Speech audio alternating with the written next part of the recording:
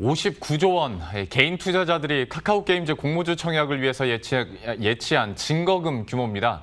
SK바이오팜의 청약 증거금 규모를 약 2배 가까이 넘어서면서 하반기 기업 공개 최대어라는 몸값을 스스로 입증했는데요. 카카오게임즈의 기업 공개 성적과 배경, 그리고 향후 주가 전망까지 한번 짚어보도록 하겠습니다. 박소영 기자 나와 있습니다. SK바이오팜이 워낙 대박난 건 너무나도 이제 잘 아실 테고, 그 기대감으로 카카오게임즈도 정말 대박이 났는데 59조 원이나 들어올 거라고 예상은 못했습니다. 좀 경쟁률까지도 한번 수치 정리부터 해보죠. 네, 그 SK바이오팜이 일반 청약 증거금 30조 9,889억 원을 모으면서 기록을 갈아치운 시점이 6월이었습니다. 불과 3개월도 되지 않아서 이 기록이 다시 깨진 건데요. 그 카카오게임즈에는 58조 6천억 원에 달하는 금액이 들어왔습니다. 최종 통합 경쟁률은 1,524.85대 1을 기록했습니다. 증거금만 놓고 보면은 역대 최대 규모입니다. 그동안 역대 상위 청약 증거금을 살펴보면요. 그 카카오게임즈에 이어서 SK바이오팜이 2위를 기록하고 있고요. 그리고 제일모직이 30조 649억 원, 그리고 삼성생명과 삼성 SDS가 각각 19조 8,444억 원과 15조 5,520억 원 순으로 그 뒤를 잇고 있습니다.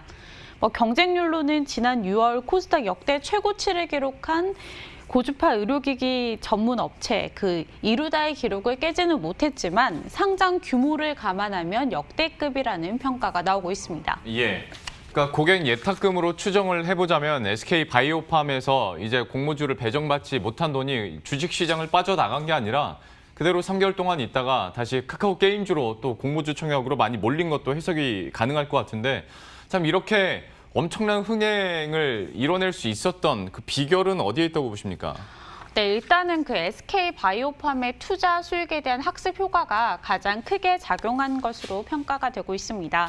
그 SK바이오팜은 시초가를 공모가의 2배로 결정된 뒤 연이어 상한가를 기록하면서 공모가 대비 주가 수익률이 무려 300%까지 치솟기도 했었는데요.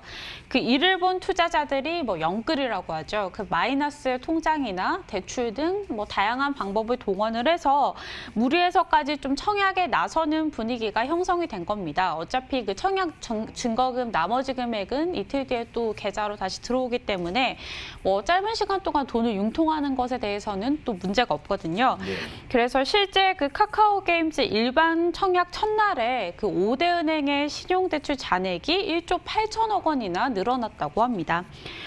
실제 그 SK바이오팜 공모주 청약 이후에 좀 성적들을 살펴보면요.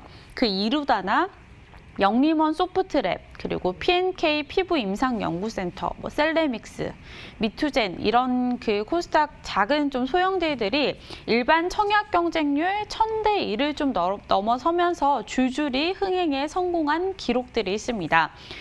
또 시장의 유동성은 풍부한데 워낙에 저금리다 보니까 조금이라도 기대 수익률이 높은 공모주에 대한 관심이 커진 것으로 분석이 되고 있습니다. 특히 카카오게임즈의 경우에는 이 코로나19 상황에 따른 수혜를 톡톡히 입은 기업인데요. 언택트 때문에 게임주의 주가가 지금 굉장히 급등을 하고 있죠. 그래서 그런 기대감도 반영이 돼서 함께 더욱 큰 주목을 받았습니다. 예. 자, 그러면 이제 관건은 상장 이후에 어떻게 되느냐, 주가 상황이 어떻게 될 것이냐일 것 같은데, 일단 얘기를 해준 것처럼 SK바이오팜이 따상에 연상을 갔으니 여기에 대한 기대감도 어느 정도 대입이 될 테고, 또 장외 시장에서도 6만 원대였으니까 그 근처까지 가지 않겠냐라는 막연한 기대감도 있는 게 사실인데, 증권가에서는 좀 어떤 전망들이 나옵니까? 네, 그 카카오게임즈의 공모가가 그 기업 가치에 비해서 보수적으로 책정됐다는 평가가 나오면서 예. 주가 상승 전망도 굉장히 긍정적인 편입니다. 만약에 카카오게임즈가 그 SK바이오팜처럼 따상을 하게 된다면 10일 날 상장을 하게 되는데요. 만약에 시초가가 공모가의 2배로 결정된 뒤에 상한가를 기록을 하면 62,400원까지 오르게 됩니다.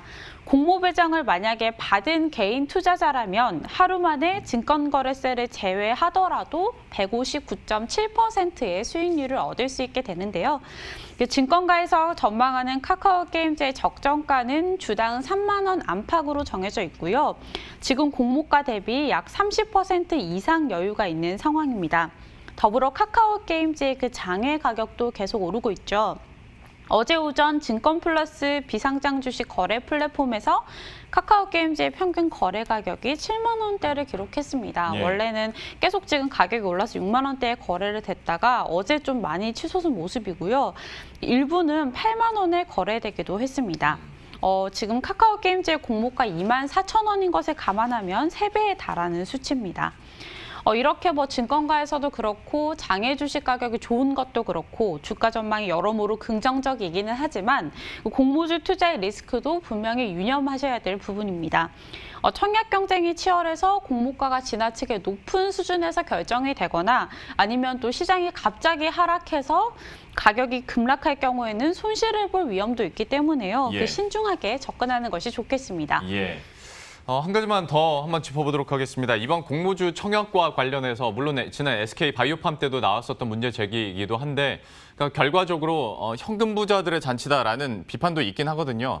아마 우리 시청자 여러분들도 가장 많이 보신 기사 중에 하나가 1억 투자하면 2주 받는다라는 거였는데 그러니까 이럴 경우에는 증거금 5천만 원을 넣으면 2주밖에 못 받는다라는 얘기가 되는 거잖아요. 네. 결국에는 소액 일반 투자자들은 이거 가지고 큰 차익 실현을 못 한다라는 건데 금융당국에서도 관련한 문제에 대해서는 좀 파악을 하고 있죠. 네, 맞습니다. 금융위에서도 이에 대한 문제점을 충분히 인식을 하고 있고요. 말씀하신 대로 현재 공모주는 개인 투자자에게 20% 이상을 배정하도록 정한 것 외에는 다른 의무사항이 없습니다. 그래서 결국 증거금을 많이 납부할수록 주식을 많이 배정받는 구조인데요.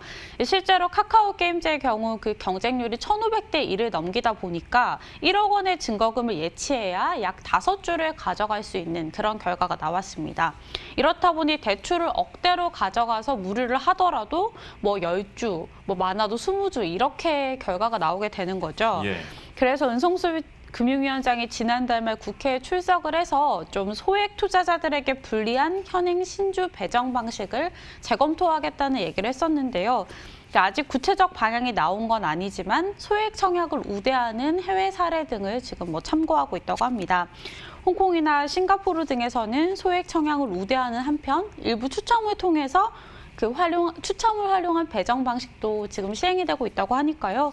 앞으로 공모주 청약 제도가 어떻게 바뀔지도 관심 있게 지켜보시는 게 좋겠습니다. 예. 지금까지 박소영 기자와 함께했습니다. 잘 들었습니다.